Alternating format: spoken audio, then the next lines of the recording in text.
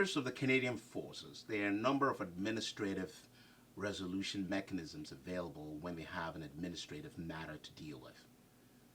By that I mean, if a member has a administrative matter with respect to their employment, their status within the Canadian Forces, and it's strictly administrative, they can avail themselves to what is referred to as the grievance process. So today, I am going to speak briefly on what one needs to know as a member of the Canadian Forces when you are faced with an administrative process, matter or decision that you want to grieve. Section 29 of the National Defense Act provides that a member of the Canadian Forces who's got an administrative decision that they are unhappy about or needs to resolve can put in a grievance. And simply, it's a process that is controlled and regulated under the QR&O Chapter 7. That's the Queen's Regulations and Orders, Chapter 7.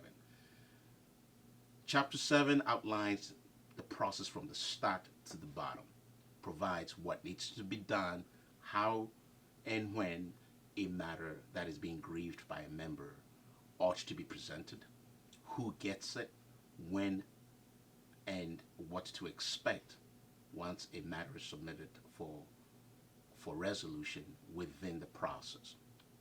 So, typically what tends to happen is, let's say for example, you're a member of the Canadian Forces, you've just received your personal evaluation for the year. And as you're going through it, you notice certain inconsistencies or narratives that are not consistent with what you know to be your work product for the year. Initially, you may want to speak to the person who wrote or evaluated you, i.e., your commanding officer or your supervisor.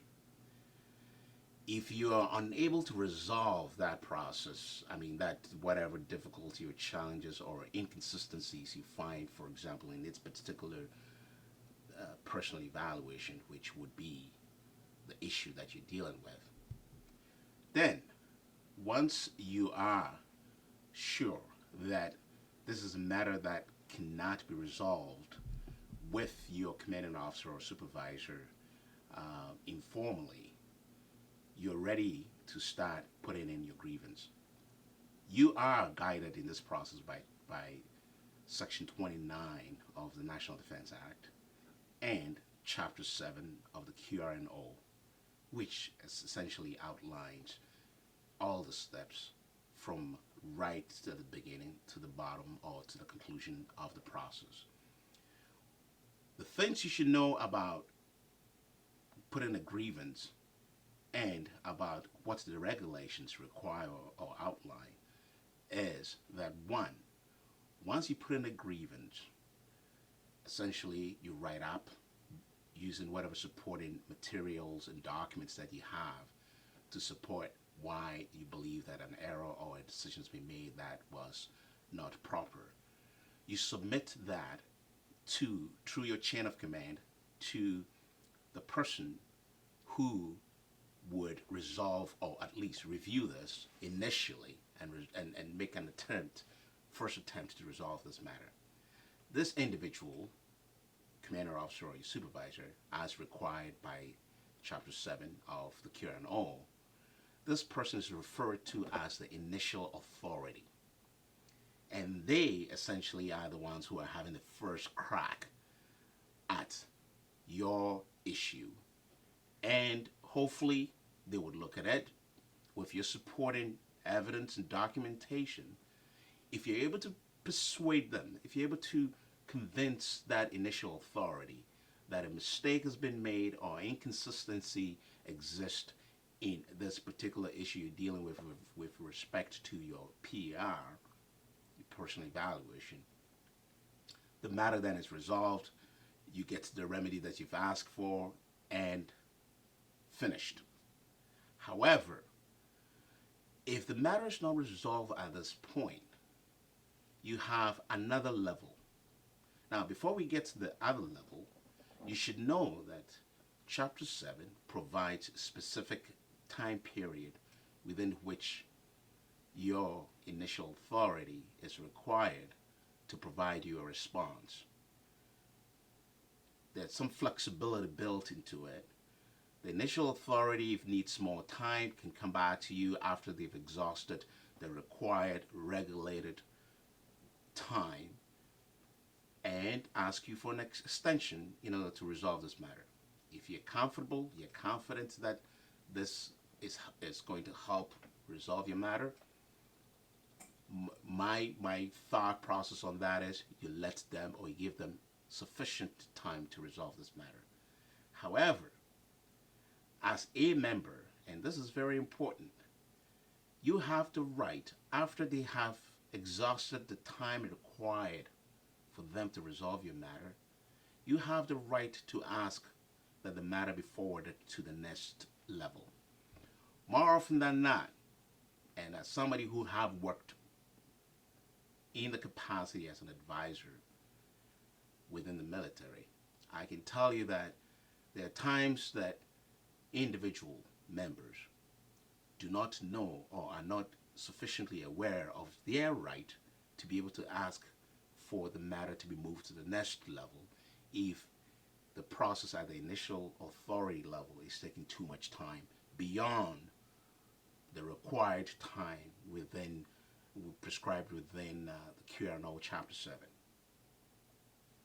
Once you have exhausted your initial authority level in terms of the process, in terms of timing also, you're ready to move to the next level. The next level is where you basically are asking somebody outside your chain of command or your immediate chain of command to look at this matter again. And in fact, this level is referred to as the final authority, essentially the final level. This level is a level that allows additional insight, perhaps investigation of matters and issues raised if there's any need for that.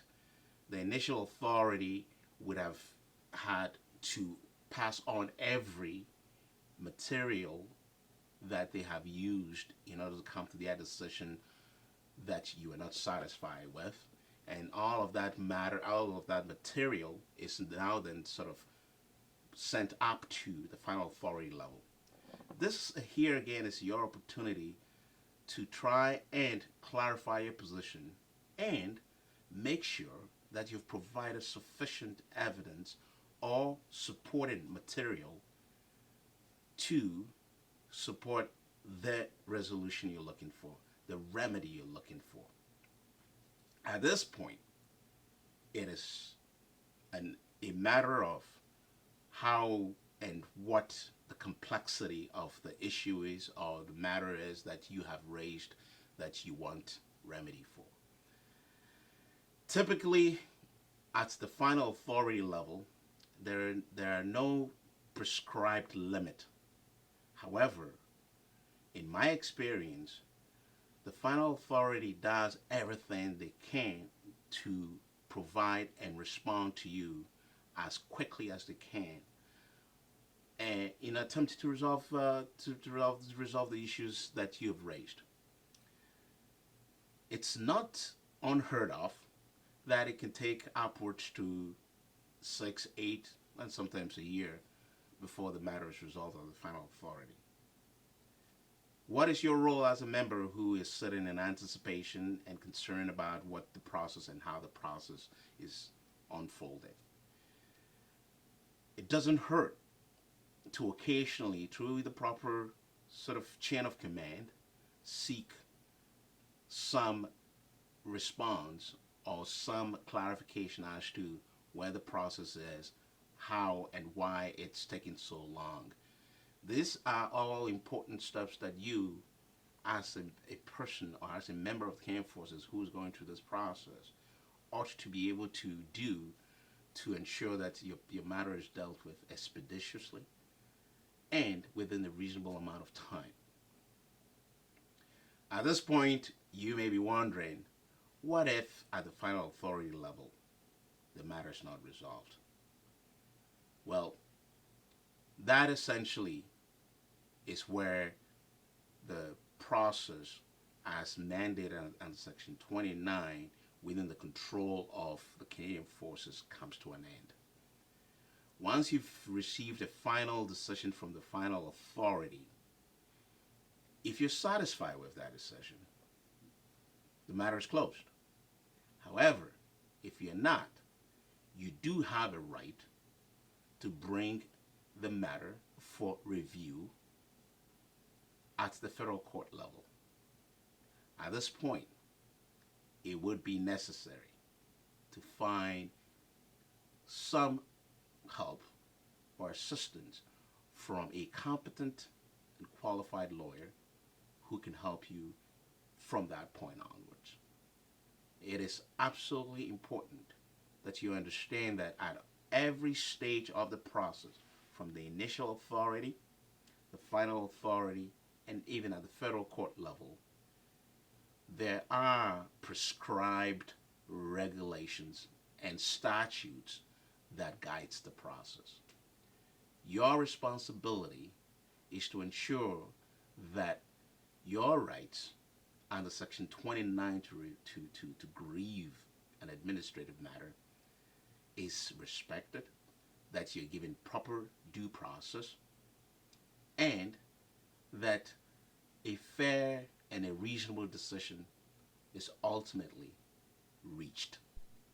The only way you are going to get that is to ensure that you understand what the process requires of both the employer, that's the Canadian Forces, and you, the member.